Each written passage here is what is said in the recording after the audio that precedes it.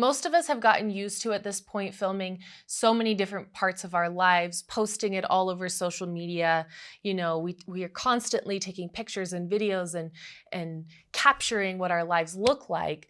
But that doesn't necessarily mean that being on camera is easy. Being captured in sort of a natural setting with your friends or on vacation is so much different than having to do something like this, where I'm talking directly to the camera, where I'm imagining a viewer in my mind and I'm like, hey, I'm giving you this information. And the camera does not lie. So if I'm feeling uncomfortable, you're going to feel uncomfortable when you're watching this, right? It's going to pick up on the nervousness in my voice. It's going to pick up on the shakiness. It's going to pick up on everything.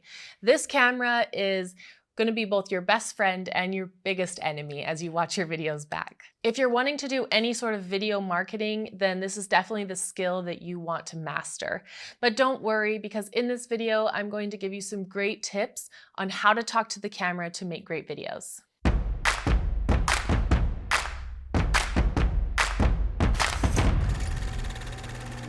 Let me just spend a second and let you know why you should even listen to me when it comes to how to be more comfortable on camera. I do actually come from a background of television, and I was on camera for many years. So it didn't always start out as the most comfortable thing, and it's something that I've had to take time and practice and get better at. So I do have a lot of personal experience on starting out kind of terrible and slowly getting to this point.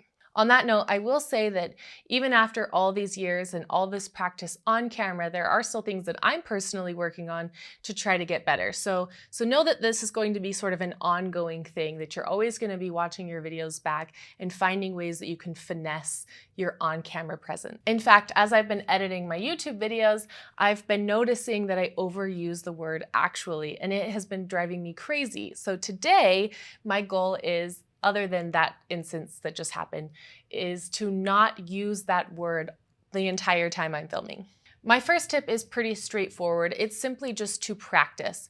I think a lot of times, especially as adults, we sort of go into something and just expect that we should be good at it. And we never really give ourselves that grace period to get good at something. A lot of times I think about when I was a kid, I was a competitive figure skater for 15 years. And when I first started, and I got on the ice, nobody expected that I was going to get on the ice and just be able to start jumping and spinning. I spent that first day kind of holding onto the wall and figuring out my footing, and okay, this is really slippery. Like, what do I do with my body to make sure that I'm not going to fall? So in that setting, you would think to yourself, like, if somebody expected me to be really amazing at figure skating the first time I stepped on the ice, that sounds ridiculous, right? Like, of course I practiced. I practiced every single day, sometimes 3-4 hours a day, to get to where I was able to be really good at what I did. So I'm not sure why, as we get older, we get this idea in our head that, like, okay, it's my very first time on camera. I'm going to be good at it. I have to be good at it. And then a lot of times what we'll see is people will apologize a bunch. Like, I'm so sorry. Oh, I'm so sorry. I have to start over. I'm so sorry. And it's like, you don't need to apologize. Like, give yourself that time to figure it out. It's not something that comes naturally for everybody. Some people are better at it than others, but 99.9% of people get on camera and have to have some period of getting comfortable or getting better. Like I said at the beginning of this video, I'm still working on certain aspects. I'm trying to always improve. So again, just take that time, give yourself that grace period, and allow yourself to be bad at it at the beginning, but you will get better the more you do it. One thing I would suggest is to watch your videos back. Some people don't like to do that, right? Because they're like, oh, I look terrible. This is so embarrassing. They feel that internal judgment happening. But always watch your videos back. You can see weird things you're doing with your hands. I love to do crazy movements with my hands all the time. And sometimes I watch them and I'm like, that's just me. That's okay. Sometimes I watch and I'm like, tone it down. Just bring it down just a little bit. So, watch it back, and then subconsciously you'll start to notice those things. I went through a period where I was like, okay, your hands are a little bit out of control. So I started holding them like this, and that looked even more ridiculous. So then the next time I was like, okay, what can I do with my hands that's more natural? Another thing I'll do a lot of times is I sort of twiddle my thumbs a lot, and I don't really notice I'm doing it. It's something that I do even when I'm off camera. And so I do it a lot if I'm in videos with Ali or Stefania and they're talking, and I'll notice that my hands, and it's just distracting, right? So now I know when I film with them the next time, okay, don't twiddle your thumbs, don't be doing whatever this is. Something to keep in mind though is that you're probably going to be way more hyper-focused or hyper-aware of the weird things that you're doing than other people will. You're going to be so much more critical of yourself, right?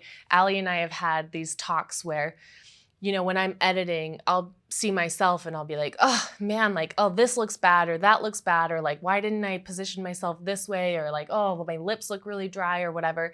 And she's watching and she's like, oh, my hair, like these flyaways or whatever. But then when I look at her, I'm not thinking like, oh, Ali, your hair's out of place or something. I'm just listening to the amazing content that she's delivering, and she's doing the same to me. So as much as you want to watch back and sort of be aware of those things that might be super distracting, so you don't want to do them anymore, also remember that people are probably not judging you as much as you're judging yourself. On that note, I want you to remember to be yourself. I think it's so common for people to get on camera and be like, I'm supposed to be a certain way. This is what I've seen before. You know, this is what somebody looks like in an ad. This is what somebody looks like when they're delivering the news. This is what somebody looks like in an interview.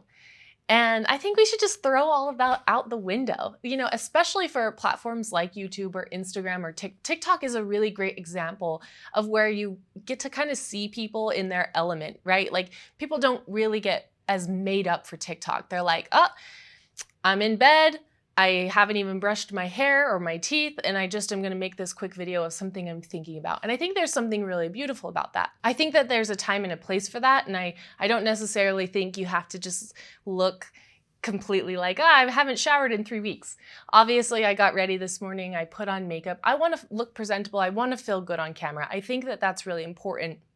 But with that in mind, I want you to also allow your personality to shine through. So often, well, you know, we get to spend an entire day with a client when we're filming their channel, and we get to know them really well, and we laugh with them. We love to, you know, have fun and be silly, and then we'll turn the camera on and they stiffen up and they start delivering their content.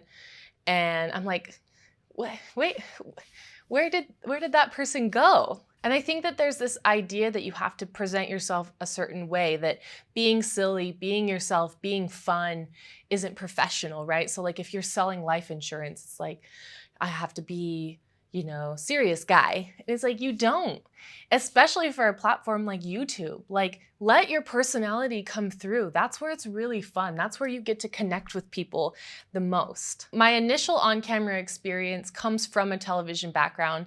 So I did learn from people who had sort of this specific style, and I had no idea what I was doing. So I just sort of mimicked what they were doing. And one of the very first times I filmed with Ali, I was like, oh, I'm gonna be the best. Like, I have the most experience, I'm the most comfortable. And she kind of, you know, in the nicest way possible was like, you gotta bring it down a little. Like you're presenting too much. And I was like, me? Like, there's no way I'm presenting too much. Like I'm like fun on camera, you know? But I did sort of go into this, like, I changed my voice and I was like going up in certain ways and then coming down in ways that just like were not natural for me. So I've had to sort of do that for myself, where I've taken a lot of those ideas that I had where it's like, this is what it looks like to be on camera.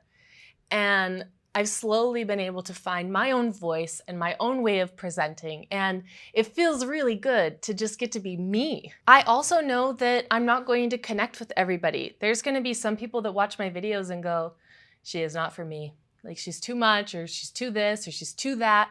And I'm okay with that, because there are going to be people that I do connect with that are like, this person is the one that I want to hear this information from. And so I think it's just, you know, get all those things out of your head where you're like, oh, but so-and-so is going to judge me, or like, this isn't, you know, it doesn't matter.